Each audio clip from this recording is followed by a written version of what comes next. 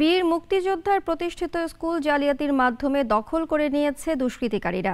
বরিশালের মুলাদী উপজেলার নাজিরপুরের জয়ন্তী ideal laboratory মাধ্যমিক বিদ্যালয়ের কাগজপত্র এমপিও ভুক্তির নাম করে কৌশলে হাতিয়ে নেন আবু হানিফ নামের একজন। সকালে জাতীয় প্রেসক্লাবে জমিদাতা ও প্রতিষ্ঠাতা বীর মুক্তিযোদ্ধা কুতুবউদ্দিন আহমেদ এমন অভিযোগ করেন। জানান, আবু হানিফ শিক্ষার্থী অভিভাবকদের অন্ধকারে রেখে নিজে ও তার ছোট ভাইকে জমিদাতা ও নিজেকে সভাপতি ঘোষণা করে বরিশাল শিক্ষা বোর্ড থেকে এডহক কমিটি করিয়ে নেয়। সংবাদ সম্মেলনে তিনি স্কুলটি ফিরিয়ে দিতে সংশ্লিষ্ট কর্তৃপক্ষের কাছে অনুরোধ জানান।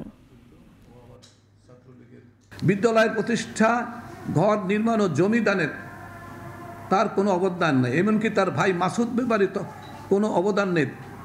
তার তখন বয়স ছিল, প্রতিষ্ঠাকালীন বয়স ছিল 10 বছর, যার ফলে তারা কোনো অবস্থাতে এই প্রতিষ্ঠাতা দাতা সদস্য হতে পারে না। বরিশাল শিক্ষা বোর্ডই বা কিভাবে তাদের অবৈধ জাল জালিয়াতিকে প্রশ্রয় ও অনুমোদন দিল?